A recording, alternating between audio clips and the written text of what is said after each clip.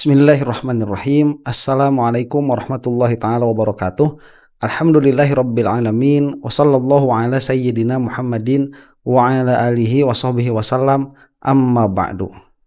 Apa kabar semuanya? Mudah-mudahan dalam keadaan sehat walafiat, dalam keadaan dilindungi oleh Allah Subhanahu wa taala dan berkah semua aspek kehidupannya. Mudah-mudahan kita selalu ingat bahwa dunia ini hanyalah mazru'atul akhirah, dia adalah ladang bagi kebaikan akhirat, dan semoga setiap langkah kita, setiap perbuatan kita, baik gerak atau diamnya, itu menjadi penggugur kesalahan atau menaikkan derajat kita di sisi Allah Subhanahu wa taala. Amin. Nah, hari ini ya, kita akan membahas insyaallah siapa ini? Ahok ya. Ahok itu siapa? Basuki Cahayapurnama namanya itu. Jadi Ahok kenapa ya? Kalau ada yang tahu silahkan komentar di bawah. Kenapa Basuki Cahayapurnama kok jadi Ahok ya? Nah, kalau udah ada yang tahu sejarah namanya, silahkan tuliskan di komentar. Dan permasalahan ini itu cukup heboh ya di media sosial. Video yang akan kita reaksi ini yang nonton 600.000 di Kompas tuh kalau tidak salah ya. Ya di Kompas 600.000 yang nonton. Berarti ini menarik perhatian ya. Agak lebih begitu dari kasus-kasus yang lain yang mana pada judulnya sekali lagi ada magnet media sosial Pak Jokowi ya. Bukan karena positif Jokowi itu jadi magnet media sosial, karena memang ngeselin. Beberapa kali disebut di media sosial tapi tidak pernah ada di media sosial ya, beberapa kali disebut di persidangan tapi belum pernah ada follow up begitu. Jadi jangankan sampai dipanggil begitu ya, di mention saja, disebut saja sama penegak keadilan itu sepertinya tidak pernah ya, kalau bukan oleh Polda Metro itu. Dan nanti juga pada bagian kedua kalau sampai waktunya kita akan mereaksi videonya Pak Ahmad Yani yang sedikit banyak merasa kesal begitu kepada Kapolri yang ada karena secara terang-terangan melawan instruksi atau wacana presiden secara terang-terangan. Dan saya mau tidak mau ya melihat ada korelasi secara tema ya, bukan secara orang yang berbicara. Adanya korelasi di antara video yang akan kita saksikan dengan video yang kedua, yang mana korelasinya itu kembali kepada kekuasaannya Jokowi. Sampai-sampai di sidang disebut beberapa kali tidak pernah disinggung Jokowinya itu. Kemudian dengan pede sekali Pak Listio Sigit itu sebagai Kapolri yang ditunjuk oleh Jokowi saat itu sangat pede sekali melawan Pak Prabowo itu. Pada akhirnya nanti kalau kritik terhadap Jokowi ini tidak kunjung ditindaklanjuti, kemudian kritik terhadap Kapolri itu tidak kunjung ditindaklanjuti juga, maka mau tidak mau ya akhirnya kritikan itu kenanya ke siapa? Ke Pak Prabowo. Ya, mau gimana lagi, kita kan bisanya mengkritik. Nanti kita akan lihat nih kritik kepada siapa yang pada akhirnya didengar sebagai sebuah kritikan yang membangun begitu. Nah, sebelum melihat videonya, setiap subscribe, komentar dan likes itu amat sangat diapresiasi. Terima kasih banyak. Mudah-mudahan menjadi kebaikan. Saya tidak mau berkomentar mengenai posisi Ahok yang dulu pernah terjerat permasalahan dugaan penistaan agama begitu ya, dan sebagainya tidak, tapi saya mau melihat ini dari segi Ahok ini pernah menjadi teman dekatnya Jokowi di dalam partai yang sama. Kita akan saksikan saja apa yang akan dikatakan oleh Pak Ahok ini dalam sidang minyak ya, sidang korupsi tata kelola minyak mentah dan produk kilang. Ini di Tipikor Jakarta Pusat. Kita saksikan saja. Dulu pertanyaan kami baru dijawab ya.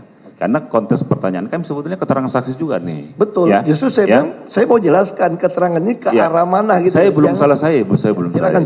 Nah, keterangan saksi adalah ini beberapa penyimpangan itu kan keterangan saksi juga di poin 10 ini sebelum masuk ke poin itu ya.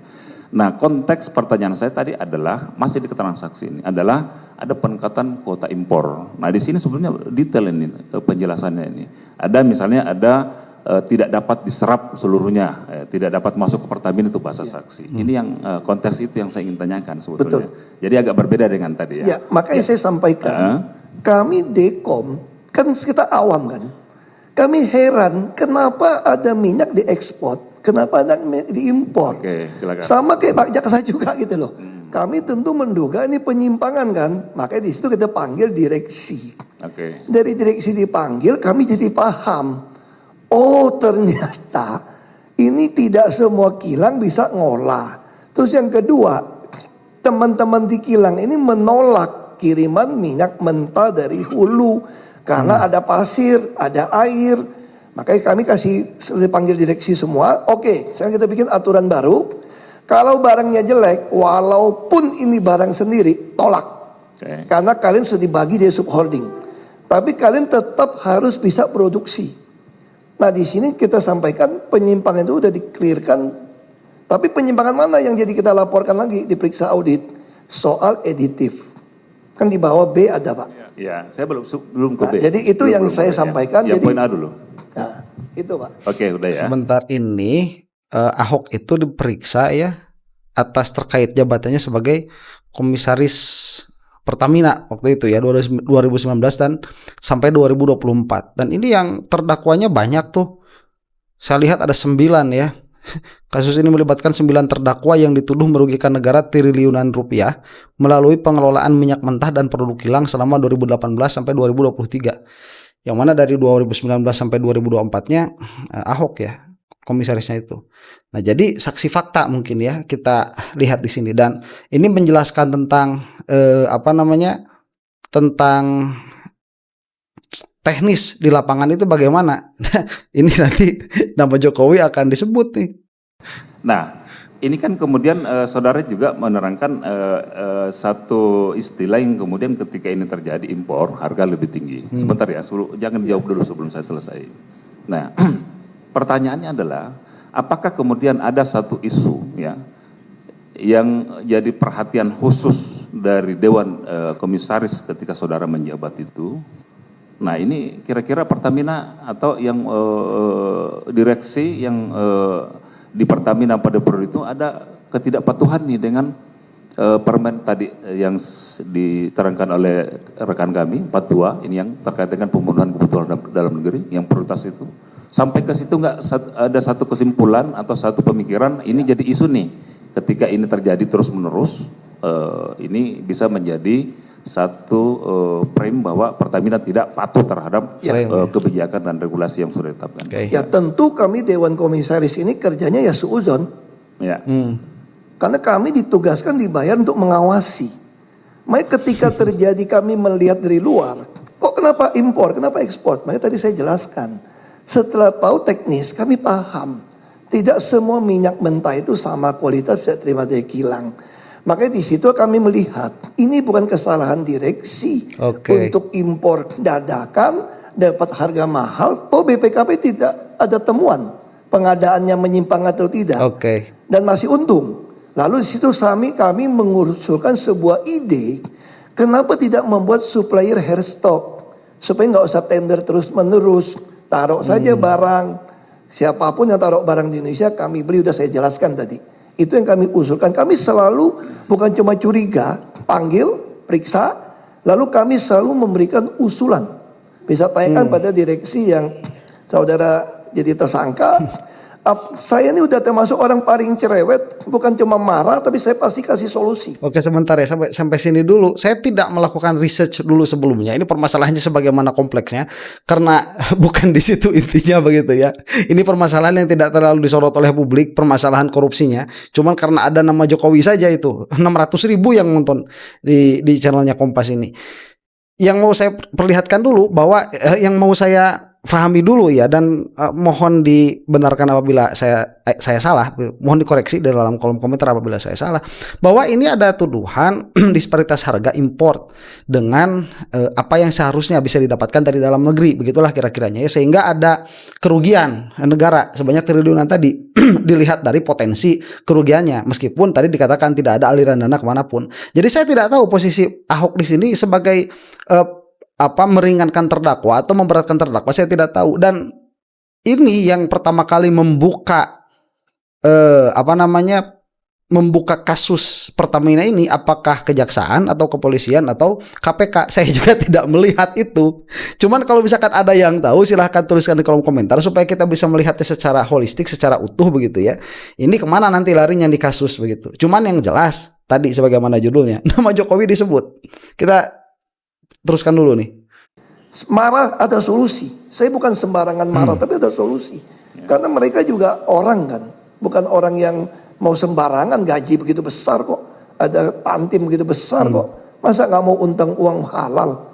Tapi kami selalu kasihkan solusi itu. Baik, selama saudara menjabat ya, ada nggak satu bentuk ya pelanggaran atau penyimpangan yang kira-kira menurut saudara saksi sendiri paling berat di Pertamina itu? Paling berat sudah ketemu kasus LNG Pak. LNG, terus yang lain? Kami laporkan, yang lain nggak ada temuan Pak. Kalau LNG kan memang ada Yang berat kerugian ya. dilaporkan Pak. Ya, yang sampai kemudian rekomendasinya dipecat tadi istilah saudara ya. Ya kita kirim surat pada Menteri BUMN Pak. Oke, baik.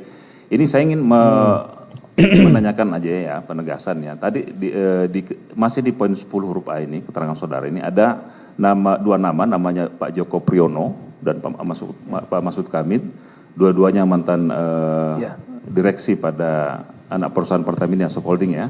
Satu KPI, satu PPN. Ini istilah saudara sebut di sini yang sudah dicopot nih. Ini ada persoalan nggak dengan dua orang ini sehingga kemudian ini disebut sebagai mantan yang sudah dicopot nih? Ya. Ada masalah nggak dengan dua? Bagi saya dua saudara ini adalah dirut yang terhebat yang Pertamina punya. Untuk mau perbaiki produksi kilang, termasuk perbaiki Patraniaga. Makanya saya sangat senang dengan mereka. Semua yang saya arahkan dia kerjakan. Termasuk soal editif, Pak Mahfud ini lebih baik dipecat daripada dia tanda tangan. Kalau ada penyimpangan pengadaan. Makanya saya bilang ini adalah salah satu terbaik yang kita punya.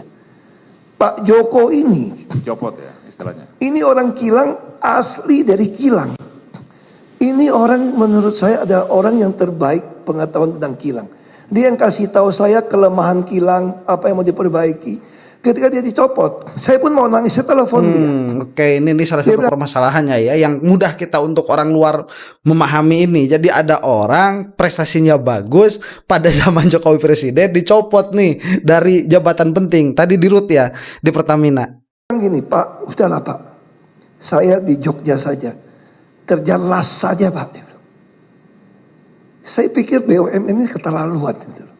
Mencopot orang yang bukan meritokrasi. Oke. Kenapa orang yang mau lakukan, saya lakukan, dicopot. Ini orang terbaik Pak Joko itu.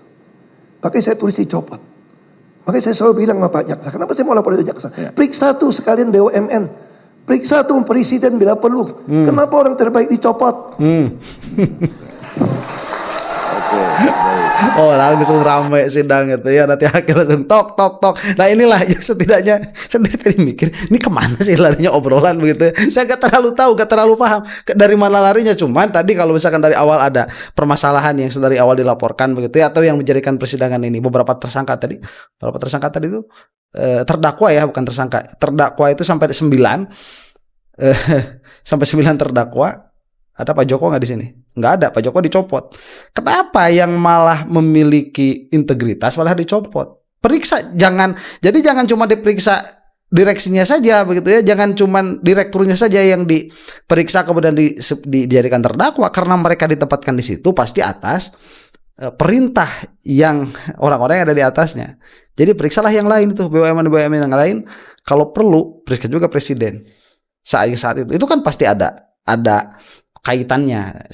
Setidaknya itulah yang saya lihat dari perkataan Pak Ahok ini, dan saya tidak mau berkomentar banyak dulu ya tentang Pak Ahok ini, bagaimana beliau yang bersangkutan selama menjadi pejabat atau kontroversinya di dalam penistaan agama begitu. Saya tidak mau berbicara itu dulu, cuman sampai sini saya rasa cukup itu. Tolong pengunjung bisa tertib, pengunjung ini persidangan ya, ini bukan hiburan. Coba lihat ya, Pak Hakim yang terhormat ya, ini menunjukkan bahwa kita itu sudah jengah dengan Jokowi. Ini bukan sidang yang secara eksplisit menyebutkan nama Joko Widodo. Tidak ada secara eksplisit menyebutkan itu. Tetapi tatkala nama presiden kalau perlu periksa tuh mantan presiden sekalian atau periksa presiden sekalian, yang mana pada saat itu Jokowi presidennya itu apa ya, bertepuk tangan penonton itu. Dalam pengertian bahwa seharusnya ini sidang netral, murni permasalahan hukum. Tetapi tatkala nama Jokowi disebut di persidangan, ada keinginan dari penonton itu untuk menyeret Jokowi ke meja hijau, ke meja persidangan. Dan ini memang dilihat ada begitu ya. Tolonglah kepada pihak aparatur negara yang diberikan amanah oleh undang-undang ya, dengan pengertian berarti diberi amanah oleh rakyat. Dengan pengertian berarti diberi amanah oleh syariat. Cobalah Jokowi ini agak diseriusin gitu ya masalahnya, agak diseriusin coba supaya setidaknya kita ini memiliki keadilan ya. Baik. Jangan bertepuk tangan. Kita minta gambaran dari Komisi 3. Nah sebentar ini saya dapat video dari channelnya Pak Hersubeno ya, Pak Hersubeno Point, namanya Hersubeno Arif beliau itu. Ini channelnya bagus sekali, sudah tidak perlu saya perkenalkan channelnya karena mungkin mayoritas yang subscribe ke saya itu subscribe juga kepada beliau. Yang menampilkan Pak Ahmad Yani di dalam mengomentari sikap kurang ajarnya Kapolri saat ini, dan saya masukkan ini ke dalam reaksi yang sama dalam satu video yang sama karena Kapolrinya ya masih orang pilihan Jokowi begitu. Sampai sekarang nggak dirubah. Jadi pada akhirnya sekali lagi saya katakan, apabila kritik terhadap Jokowi ini pada akhirnya tidak ditanggapi, kemudian kritik terhadap Kapolri itu tidak ditanggapi, pada akhirnya kritik itu nanti akan sampainya ke siapa? Ke presidennya, ke Prabowo-nya begitu. Dengan harapan didengar. Kita lanjutkan. Tiga dulu ya sebenarnya apa ya? Iya dong, Komisi 3 dulu ceritain dulu apa yang terjadi. Banyak orang bingung-bingung kemarin, karena banyak bilang itu bukan rapat.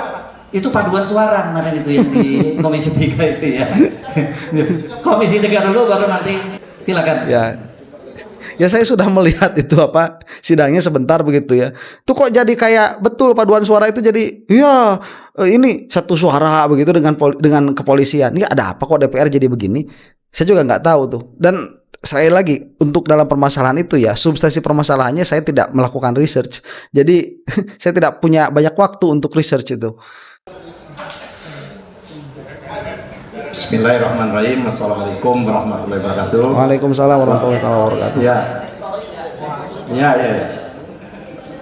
Bapak Ibu, saudara-saudara semua, Bang Zaki, saya masih ingat dengan Bang Zaki ini yang pada waktu ada kecelakaan kereta api Jakarta Bogor, Bang Zaki, yang kami bawa mayat ke gedung perhubungan pada waktu itu, saudara Asbi yang meninggal, kan? Salah satu yang mencoba mau menenangkan dan menangkap kita dalam tanda petik adalah Bang Zaki pada waktu itu. Beliau adalah kalau tidak Asinter Kodam ya, Bang. Di sana saya kira saya sering berdiskusi dengan Bang Zaki. Bapak Ibu, saudara-saudara semua, sebelum apa yang diminta oleh Mas Hersu, beberapa waktu yang lalu saya ketemulah dengan kawan-kawan baik mantan Komisi Ekonomi yang juga resah juga sebagaimana dikemukakan oleh Bang Romin maupun pelaku usaha. Sampai pada titik kesimpulannya kawan-kawan itu menyatakan kita punya presiden tapi presiden kita tidak memimpin apapun. Kan?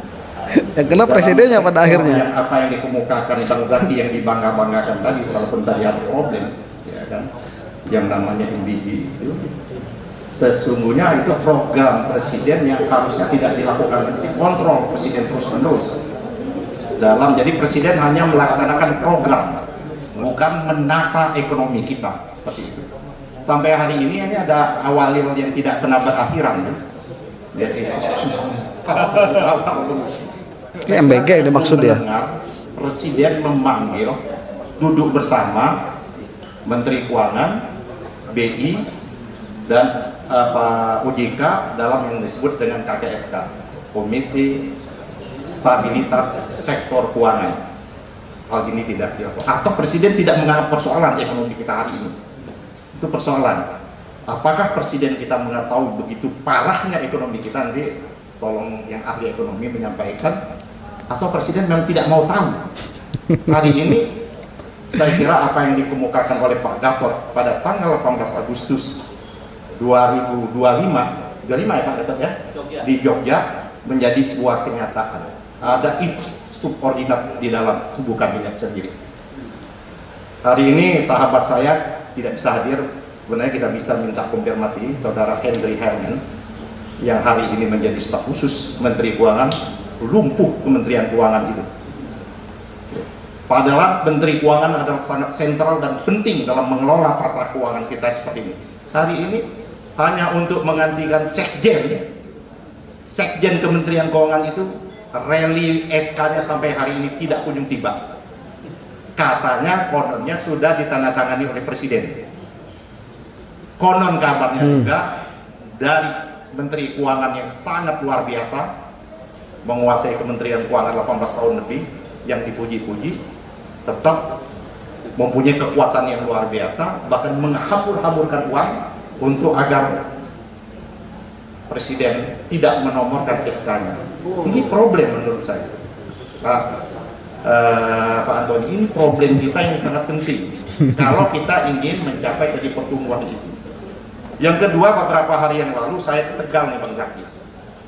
Di satu sisi Presiden memang tadi dalam program MBG ini dia langsung ke sektor ayam dan sebagainya. Tapi di sisi lain kalau kita jari ini hidup, 4 jari yang lainnya mati. Pedagang pasar kesulitan mencari sumber resources. Pedagang ayam, pedagang beras dan lain sebagainya. Hari ini pedagang pasar demonstrasi di Tegal seperti itu. Jadi 1 yang diselamatkan, 5 yang mati seperti itu. Ini hari ini persoalannya apa yang kita bicarakan hari ini. Sebentar, itu program MBG memangnya 1 tahun ya sudah mau 1 tahun berjalan. Itu memang salah satu problemnya itu ya source-nya belum tersedia tuh, yang mana mudah-mudahan ke depan lebih bagus. Karena permasalahannya begini, Jokowi lagi, Pak Prabowo itu sekarang sedang menepati janji kampanyenya ya. Yang jadi masalah begini lah, kenapa yang janji kampanyenya ngasih makan siang gratis lah kok dipilih? Itu permasalahannya ya. Jadi ini ada masalah ya, jelas ada masalah. Cuman saya belum melihat permasalahan pokok yang dibicarakan oleh Pak Ahmad Yani di sini. Apa yang disampaikan termasuk yang dianggap adalah sentral Pak Burhanuddin juga tadi terkonfirmasi tidak bisa menyampaikan langsung. Saya tidak dapat bisa menerima hari demi hari, kan harusnya beberapa sektor itu langsung ke Presiden. Contohnya BIN. Dan situasi sekarang ini kan harus ada Badan Intelijen Ekonomi kita. Kabarnya Kepala BIN mau ketemu Presiden, tidak bisa. Kok bisa ya? Bahkan akhirnya saya informasi ada tidak. Oke, di sini baru masuk tadi sebagaimana judulnya ya, apakah Prabowo itu masih presiden atau bukan? Nah, kalau kepala BIN saja susah ketemu presidennya, agak sulit ini. Siapa jadi yang ada di sekelilingnya Pak Prabowo itu? Bahkan akhirnya kepala BIN itu nongkrong di tempatnya Rocky dan akhirnya tidak bisa ketemu presiden. Ini problem kita yang real seperti itu. Nah, jadi tekad kita semua mau menyelamatkan bangsa. Tapi apa betul kita mau menyelamatkan bangsa itu? Ada indikasinya. Ada bisa dikuantitatifkan. Pak Prabowo kita nggak ragukan kalau pidatonya menggelegar. Tapi hari ini rakyat tidak membutuhkan pidatonya Pak Prabowo. Dia nggak dibutuhkan pidato itu. Dia udah selesai, dia sudah jadi presiden real. Real yang didukung, yang dipilih.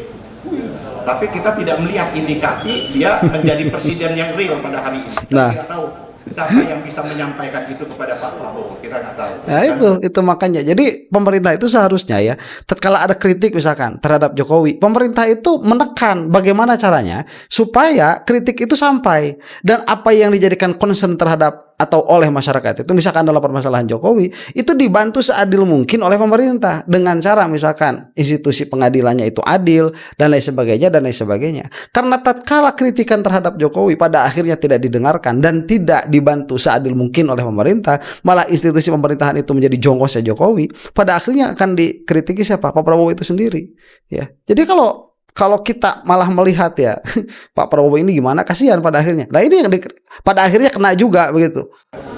Saya bersama Pak Prabowo itu mulai dari 2009, ya Bang Nabil, belum ada partai yang mendukung Pak Prabowo itu menjadi presiden. Justru P3 di kampanye terakhirnya di Gelora Bung Karno itu mendukung Pak Prabowo menjadi presiden pada waktu 2009. Akhirnya Pak Prabowo tidak bisa calon itu karena kurang komposisinya pada waktu itu, PAN, Gerindra dan P3 kan kurang kursi pada waktu itu. Yang ada isu handphone berterbangan itu kan, nah, ada isu wadah. Nah ini ada duren, kita stop dulu. Nah Bapak Ibu, hari ini kita menengok, betulkah Pak Zaki, Pak Prabowo itu Presiden Republik Indonesia yang memegang mandat? Kemarin terjadi pembangkangan secara terbuka. Nah ini. Bagaimana mungkin seorang Kapolri secara terbuka berani menyatakan perlawanan yang kedua terhadap Presiden Republik Indonesia? Yang pertama, pada waktu Presiden ingin membentuk tim reformasi, Kapolri mendahului. Ya kita ingat itu ya. Tim reformasi sudah selesai tugas, itu ada ganda sanksinya, sudah selesai tugas untuk disampaikan kepada Presiden. Tapi sampai hari ini tim itu tidak bisa ketemu Presiden. Inilah yang terjadi, apa yang dikemukakan tadi. Peristiwa kemarin itu sudah disetting jauh sebelumnya. Oh jadi tim percepatan reformasi kepolisian nggak bisa ketemu sama Pak Prabowo pada akhirnya begitu ya? Aduh, ini Pak Prabowo gimana ya? Mas juga jadi seolah-olah Pak Prabowo ini apa? Ini kayak orang yang tidak sampai kepadanya itu kritikan-kritikan masyarakat. Tapi masa juga seperti itu ya, beliau yang bersangkutan itu pasti pegang HP dan sebagainya ya. Entah bagaimana ini. Apa yang diinginkan yang terjadi di DPR itu adalah bagian saja yang kemarin itu terjadi. Oke. Itu bagian yang terjadi. Tidak hanya itu, yang lebih mengerikan lagi itu. Yang tadi kekuatan tadi. Polisi itu kan punya kekuatan senjata dan punya hukum. Kekuatan hukum kan. Untuk menopang hukum itu ada kitab undang hukum pidana, ada kitab undang-undang hukum acara pidana, Pak Susno. Untuk mengamankan itu, kan sekarang lagi rame di MK. Dan untuk mengamankan perlu diamankan keputusan DPR itu. Hari ini terjadi pergeseran. Beberapa orang DPR yang akan ditempatkan di Mahkamah Konstitusi yang nanti akan mengamankan berbagai macam produk peraturan perundang-undangan. Sebentar lagi unsur dari pemerintah akan diganti juga. Hakim dari pemerintah kan 3. Yang lebih dahulu akan diganti ini informasi yang saya dapat adalah Profesor Eni. Oke, sebentar. Ini informasi saya terlalu berat mencernanya begitu ya. Terlalu berat mencernanya karena permasalahan ini permasalahan teknis dan ini jauh lebih penting daripada berkutat di ijazah Jokowi begitu. Kalau saya melihat permasalahan politik itu tidak secara mikro ya, tapi secara makro saja, secara global saja. Yang mana orang seperti Pak Ahmad Yani ini lebih layak untuk didengarkan daripada saya analisa politik yang sebetulnya karena beliau itu pembicaraannya pasti lebih presisi. Cuman ya tadi berat ya nerimanya itu, aduh berat gimana nih mencernanya begitu susah. Kita perlu research beberapa lama dan kita perlu berpikir beberapa lama untuk mencerna perkataan seperti ini. Cuman dari tadi ya yang mau saya sampaikan apa? Yang mau saya sampaikan bahwa pada akhirnya ya Jokowi ini masih bermain. Titik begitu. Itu sudah selesai. Dan kita ini bersuara dari dulu begitu. Adili Jokowi. Yang mana bagusnya Pak Prabowo itu cepat-cepat begitu ya. Mengadili Jokowi ini gimana kayak caranya begitu ya. Banyak kasus yang bisa kena sama Jokowi itu banyak. Cuman tidak ada political will untuk melakukan hal itu. Karena pada akhirnya tatkala desakan terhadap diadilinya Jokowi ini tidak didengarkan oleh pemerintah, pada akhirnya kritikan itu akan kembali kepada siapa? Kepada pemerintah itu sendiri. Dan inilah yang sedang kita lihat sekarang dan inilah yang sedang kita saksikan sekarang begitu. Demikian, mudah-mudahan kita semua ada dalam maghfirah Allah Subhanahu wa taala. Wallahu taala a'lam bissawab. Assalamualaikum warahmatullahi taala wabarakatuh.